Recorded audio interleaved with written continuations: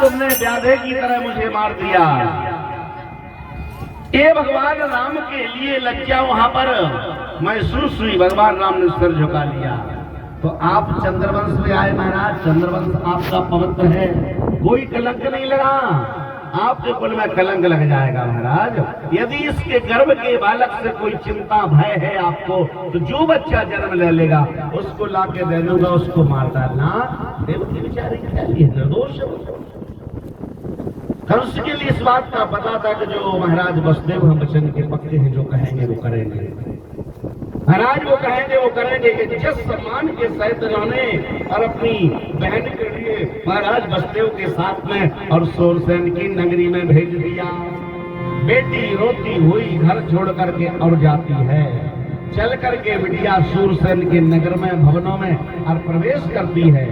अच्छा जी बताओ, अपने घर मकान जमीन जायदाद सब है, खूब मकान कमरा बने, जब बिटिया आउट है बारात लेके अपन लौटत है तो दूसरे के घर में क्या उतरता है?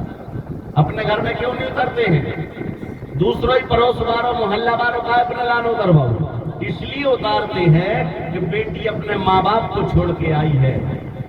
बगल वालों पड़ोसी अपन को समझाते हैं बिटिया के लिए, बेटा चिंता नहीं करना, दुख में सुख में जो दिक्कत बने, कोई भी तकलीफ हो हमसे कहना, बेटा हम तुम्हारे साथी है बर वक्त के लिए। बहुत प्रकार से समझाया जाता है, क्योंकि जब बेटी पराए घर में आती है, दूसरे के घर में आती है, तो उसको थोड़ा सा परिवार में मैनेजमेंट करने में टाइम लगता है। सूना सूना सा लगता है, ना मेरा भाई ना मेरी पिता, भरे पूरे परिवार में खेलते खेलते आई, आज दूसरा का परिवार थोड़ा सा धंधा लग रहा है तो दुख होता है। इसलिए दूसरे के घर में वहां पर जगह दी जाती है, दूसरे के घर में रुकने के लिए ठहराव किया जाता है।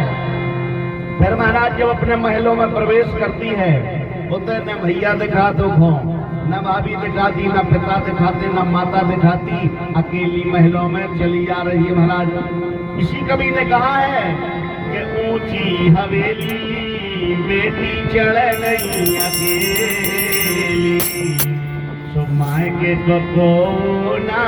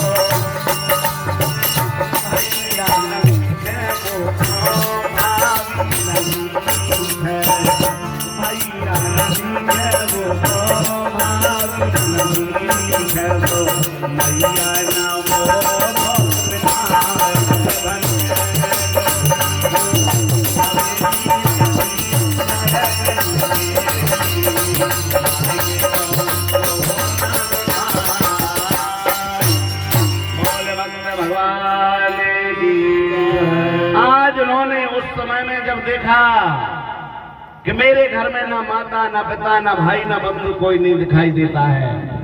अब उस समय कहूं अपनी पत्नी अपन से लड़े, उसका अधिकार है लड़ना, बोलना बतियाना, तो लड़ेगी किससे? अपन से।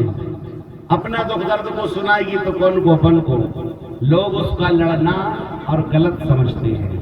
बेटियों को रखने का तरीका, बहुओं का रखने का तरीका सीखना तो महाराज दशरथ की तरह सीखो, जिन्होंने जियन मोड़ते जुगवत रहे हो और दीप बात नहीं तारण कहे हो, पलंग पीट तज गोद हेड़ोरा और कबो न दीन सी अवन कठोरा। कभी इनके लिए कठोर शब्द ना बोलो।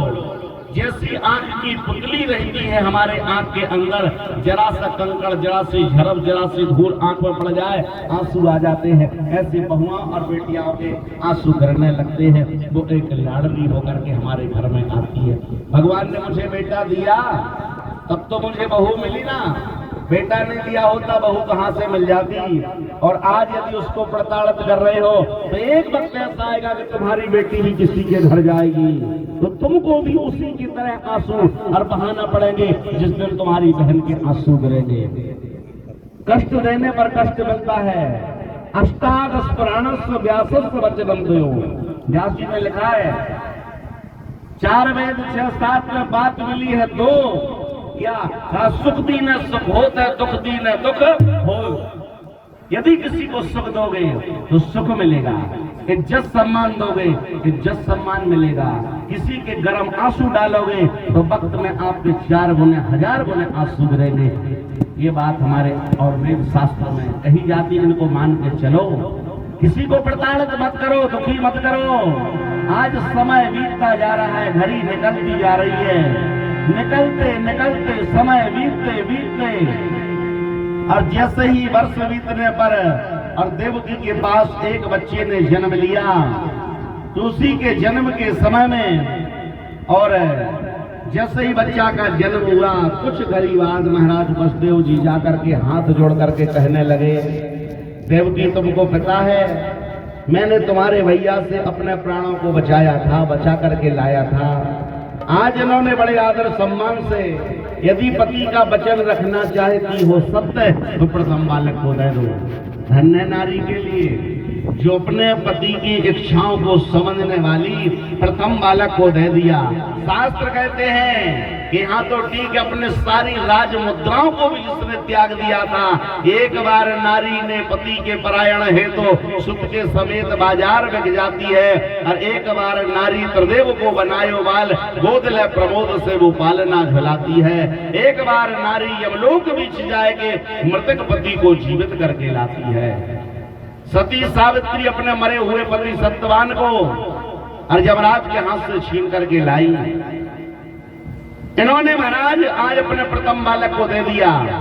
जब प्रथम बालक को दिया तो बसदेव जी ले जाकर के कंस के हवाले कर देते हैं।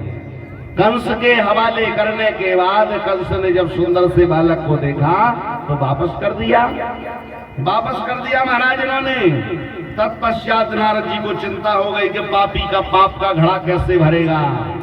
आकर के नारद जी ने उल्टी गिनती बढ़ा दी, हर एक के ऊपर 8 का अंक रख दिया, तो बुलवा करके धोखा से 8 बच्चों के लिए मार डाला। जैसे जैसे 6 बालक हुए 6 ही बालकों को मार डाला। अब बसदेव देवकी को कारागार में जाके बंदी बना दिया।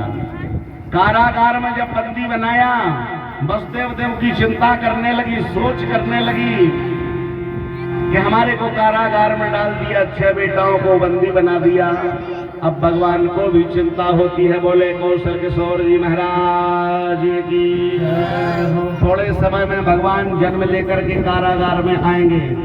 उसी के साथ साथ हमारे और क्षत्रिय समाज के युवा नेता और जिनका नाम राहुल सिंह जी चौरा जो बैठे हुए हैं, आज इस समाज में आकर के और 2 शब्दों से इस समाज वालों के लिए और बड़े आदर के साथ सम्मान के साथ और कुछ संबोधित करें। राहुल सिंह जी आकर के